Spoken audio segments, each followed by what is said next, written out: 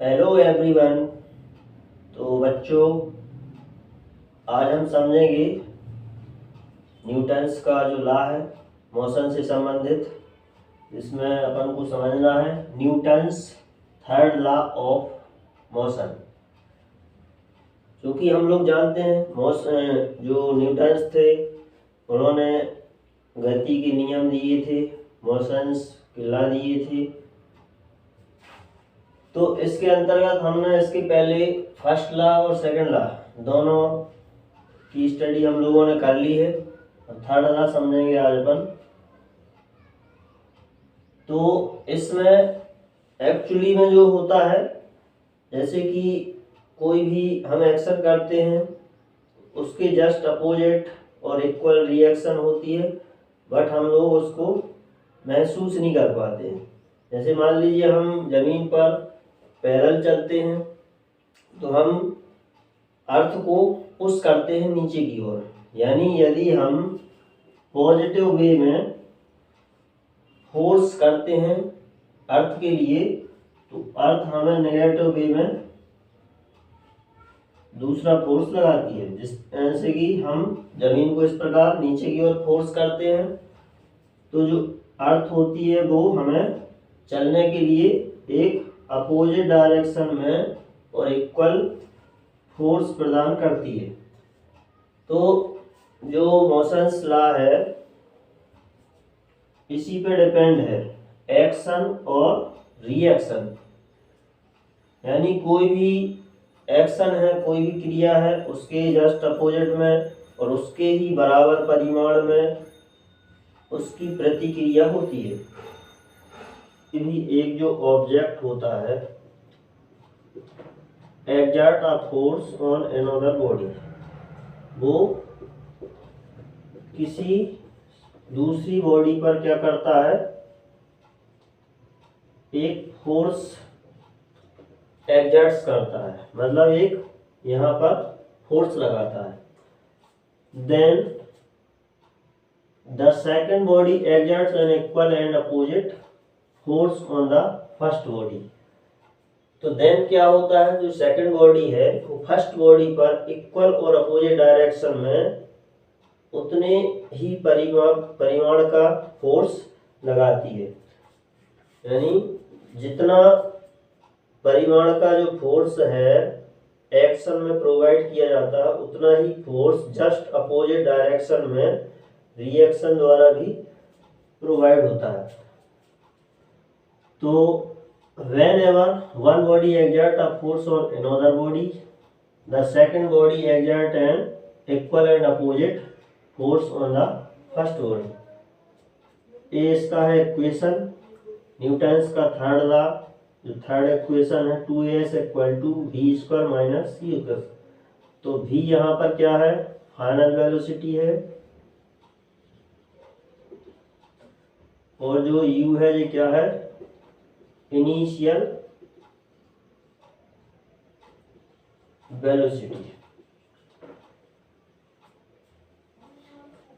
जैसे कि हम जमीन पर अर्थ पर पैदल चलते हैं, वॉक करते हैं, तो हम क्या करते हैं, अर्थ को पुश करते हैं पैरों के द्वारा अपने। तो देन जो अर्थ होता है वो क्या करता है, जैसे मान लीजिए हम इस प्रकार से इसको समझें,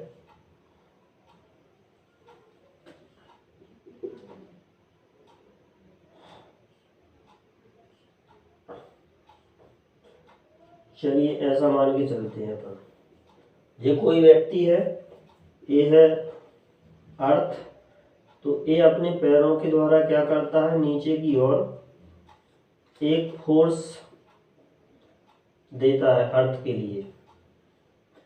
तो यहाँ पर पॉजिटिव वे में एक फोर्स लगाया जाता है, इसके जस्ट अपोजिट जो अर्थ होती है वो क्या करती है, यहाँ पर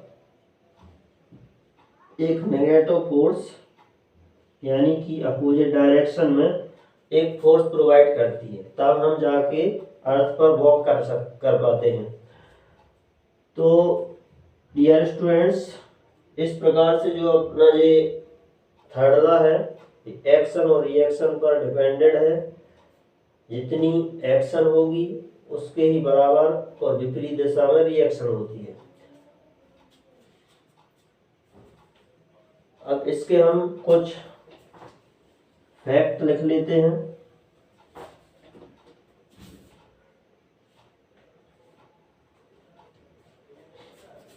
जैसे कि फर्स्ट है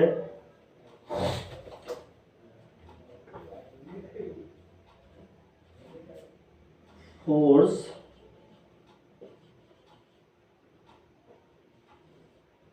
exerted by first body is action, यानी कि फर्स्ट बॉडी जो फोर्स जनरेट करती है उसको हम एक्शन बोलते हैं। And see this force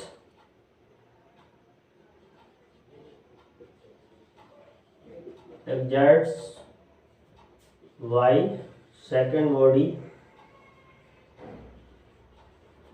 is reaction,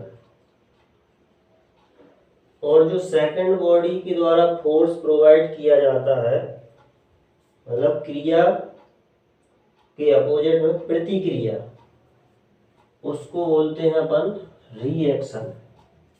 and then